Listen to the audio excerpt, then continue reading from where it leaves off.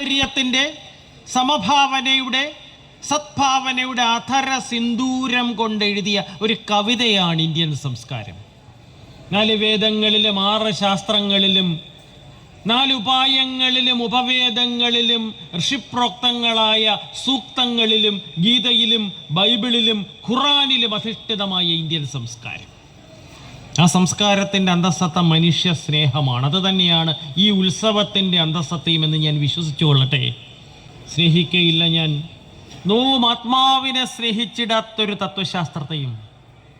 സ്നേഹിക്ക ഉണ്ണി നീ നിന്നെ ദ്രോഹിക്കുന്ന ജനത്തെയും. പരാപരാത്മൻ ഭക്തഭിഗമ്യൻ ഭവാനയാർ കാൺമു ചരാചര പ്രേമാഞ്ജനമെഴുതിന ചക്ഷുസില്ലഞ്ഞാൽ. അങ്ങനെ പരക്ക നമ്മെ പാലമൃതൂട്ടുന്ന പാർവണ ശശിബിംബമായ പരസ്പര സ്നേഹം, പരക്ക നമ്മെ പാലമൃതൂട്ടുന്ന പാർവണ ശശിബിംബമായ പരസ്പര സ്നേഹം സങ്കുചിതത്വത്തിൻ്റെ കൺമതിലുകളെ തച്ചുടച്ചുകൊണ്ട് മനുഷ്യത്വത്തിൽ അധിഷ്ഠിതമായ ഒരു സമൂഹത്തെ കെട്ടിപ്പടുക്കുവാൻ ഇടയാകുമാറാകട്ടെ. അതാവട്ടെ ഈ ഉത്സവത്തിൻ്റെ സന്ദേശം, ഈ ഉത്സവത്തിൻ്റെ അന്തസ്സത്ത എന്നൊരു വേള മഹത്തായ ഈ വേദിയെ സാക്ഷി നിർത്തിക്കൊണ്ട് ആഗ്രഹിക്കുവാൻ ഞാൻ ഈ അവസരം വിനിയോഗിക്കുകയാണ്. ഈശ്വരനൊരു യാഥാർത്ഥ്യമോ അതോ കേവലം ഒരു സങ്കല്പമോ, ഒരു തഥ്യയോ അതോ തഥ്യയായി തോന്നുന്ന മിഥ്യയോ എന്ന് പോലും സംശയിക്കുന്ന സന്ദേഹിക്കുന്ന ഒരു കാലഘട്ടത്തിലൂടെയാണ് നാം കടന്നു പോകുന്നത്. ശാസ്ത്രത്തിൻ്റെ അഭൗമമായ വളർച്ചയും ഭൗതികവാദത്തിൻ്റെ അനിതര സാധാരണമായ വികസനവും ആ സംശയത്തെ കൂടുതൽ ബലവത്താക്കിയിരിക്കുന്നു.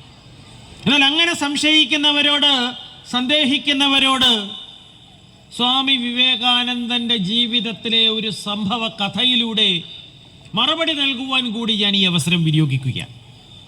അന്ന് നരേന്ദ്രൻ എന്ന പേരിൽ അറിയപ്പെട്ടിരുന്ന കൊച്ചു സ്വാമിജി തൻ്റെ ഗുരുഭൂതനായ ശ്രീരാമകൃഷ്ണ പരമഹംസനോട് ഒരു ദിവസം ചോദിക്കുകയുണ്ടായി, താങ്കൾ ഈശ്വരനെ കണ്ടിട്ടുണ്ടോ? Have you seen God? അദ്ദേഹത്തിൻ്റെ മറുപടി എന്തെന്നല്ലേ? Yes, I have seen God. I have seen him as I see you before me. I have seen him as I see you before me.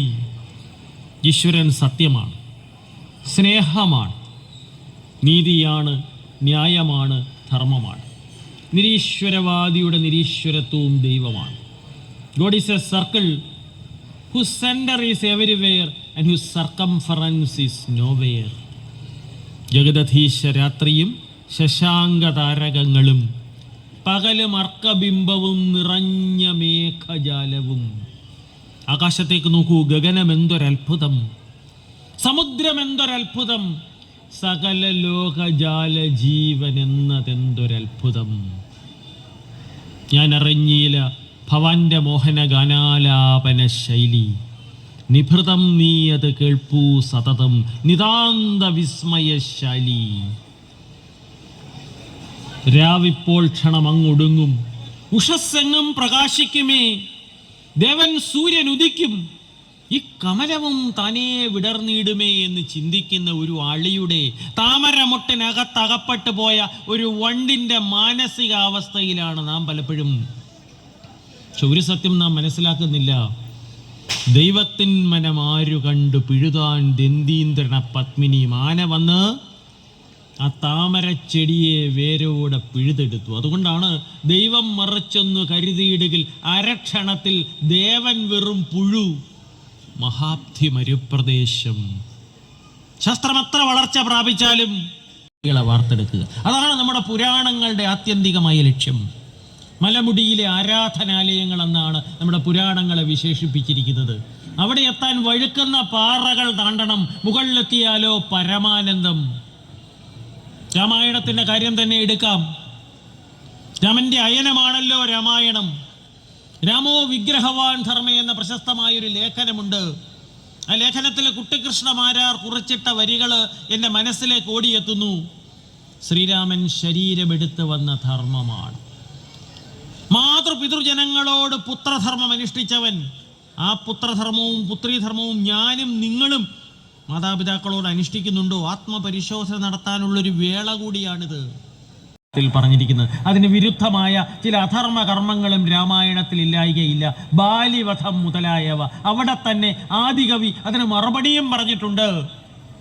ചുരുക്കത്തിൽ കടൽ വരെ നീണ്ടു കിടക്കുന്നൊരു സാമ്രാജ്യം മുഴുവൻ അനായാസം കൈക്കലാക്കാമെങ്കിലും അധർമ്മം വഴി ഇന്ദ്രപദം പോലും മോഹിക്കാത്തൊരു സംസ്കാരം, അതിൻ്റെ തിരുനാളങ്ങളും തീപ്പന്തങ്ങളും ഭാവി തലമുറയ്ക്ക് കൈമാറുന്ന ഒരു വേദിയായിട്ടാണ് ഞാൻ ഈ ഉത്സവ പറമ്പിനെ കാണുന്നത്. ഒരു ഉപഭോഗ സംസ്കാരത്തിൻ്റെ കുലം കുത്തി ഒഴുക്കിൽപ്പെട്ട് മനുഷ്യത്വവും ദിശാബോധവും നഷ്ടപ്പെട്ടു പോകുന്നൊരു സമൂഹത്തിലേക്ക് ആ ദിശാബോധം ആവാഹിപ്പിക്കുന്ന മൃതസഞ്ജീവനി മന്ത്രമാണ്, രാസത്വരകമാണ് ക്ഷേത്രോത്സവങ്ങൾ. വിളക്ക് കൈവശമുള്ളവരെന്നും വിശ്വം ദീപമയം, വെണ്മ മനസ്സിൽ വിളങ്ങിന ഭദ്രന് മേന്മേൽ അമൃതമയം. അങ്ങനെ വെണ്മ മനസ്സിൽ വിളങ്ങിന ഭദ്രന്മാരെ വാർത്തെടുക്കുക. അതിൻ്റെ ലഹരിയുടെ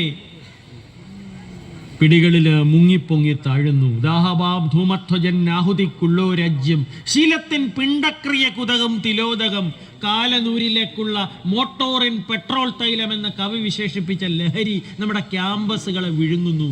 പ്രവർത്തിക്കാൻ എന്തെങ്കിലും ഉണ്ടായിരിക്കുക, സ്നേഹിക്കാൻ എന്തെങ്കിലും ഉണ്ടായിരിക്കുക, ആശിക്കാൻ എന്തെങ്കിലും ഉണ്ടായിരിക്കുക. ഇത് മൂന്നുമില്ലാത്തൊരു ദുരവസ്ഥ. അതിനൊരു മാറ്റം വരുത്തിക്കൊണ്ട് സ്നേഹത്തിൻ്റെ സുന്ദര സുരഭില സൂനങ്ങൾ വിരിയുന്ന മലർവാടിയായി ഈ ക്ഷേത്രപ്പറമ്പ് ഈ ഉത്സവകാലത്ത് തുടർന്നുള്ള ദിവസങ്ങളിൽ തീരുവാനിടയാകുമാറാകട്ടെ എന്ന് മാത്രം ബാലശാസ്താവിനോട് പ്രാർത്ഥിക്കുവാൻ ഞാൻ ഈ അവസരം വിനിയോഗിക്കാം. ഇന്ന് പ്രഗത്ഭനായ ഒരു വാദ്യ കലാകാരൻ, അദ്ദേഹത്തിന് നാം അഭിനന്ദനത്തിൻ്റെ നിറമലരുകൾ അർപ്പിക്കുകയാണ്.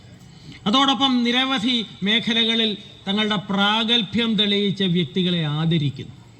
ഈ വ്യക്തികളെ ഏവരെയും അനുമോദിക്കുവാനും അഭിനന്ദിക്കുവാനും ഞാൻ ഈ അവസരം വിനിയോഗിക്കുകയാണ്. പുതിയ വെളിച്ചമീ ഞങ്ങളിൽ പകരുന്നു, നല്ലൊരു തലമുറയെ വാർത്തെടുക്കാൻ. ചെറുപ്പകാലങ്ങളിലുള്ള ശീലം മറക്കുമോ മാനുഷനുള്ള കാലം, കരസ്കരത്തിൻ കുരു പാലിലിട്ടാൽ കാലാന്തരെ കയ്പ് ശമിപ്പതുണ്ടോ.